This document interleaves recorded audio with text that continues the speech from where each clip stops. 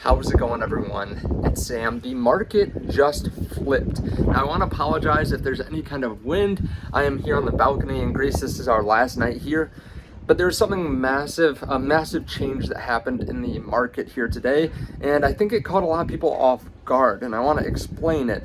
Now, I'm going to keep this video nice and short for you. We're going to dinner here in a bit. I'll be back to the normal posting schedule here in a little while. But I want to talk about the ADP jobs report that came out here today. We had an estimate of about 210,000 new jobs, non-farm payroll, but what we got was about 140 or 145,000. Now, typically, this is good. This is good for the market. When we have news like this, that's actually bad news, typically the market does quite well on this kind of news because good news is bad news is good news. I know it's crazy, but we've been talking about this for a year plus. Basically, it lowers the Fed's chance, or the chance for the Fed to raise rates. Now, when we have good news comes in, it makes it more likely that they'll raise rates, and that shows how strong the economy is. Now, today though, we're seeing the market fall. The Nasdaq's down about 1%.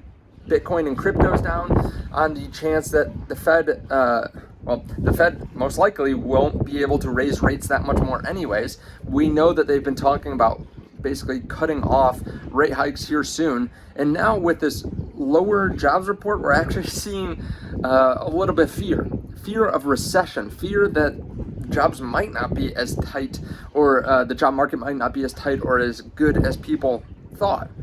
This could cause us to not be able to get that soft landing that we're all hoping for. Now, this is an interesting turn in the market.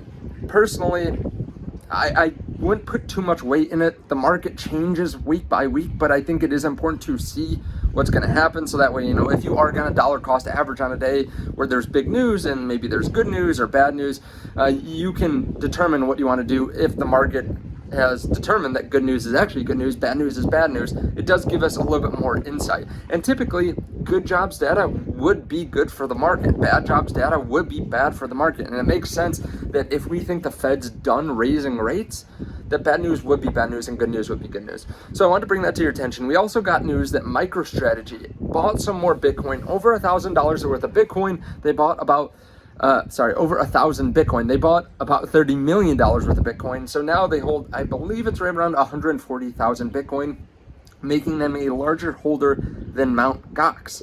So this is good news. I think whenever we have someone continuously buying Bitcoin, it does help the price, obviously. Now, some people would say, well, it's not great that one entity has so much Bitcoin, and I would agree overall, but personally, if we're worried about the price only, I think it does make sense that it would benefit the price, right? So if you want to decentralize Bitcoin a little bit more, you can go buy some Bitcoin yourself as well. And as time goes on, obviously more and more entities will be buying Bitcoin, so it will naturally become more decentralized over time. Especially as the price goes up, there's always a price someone is willing to sell at.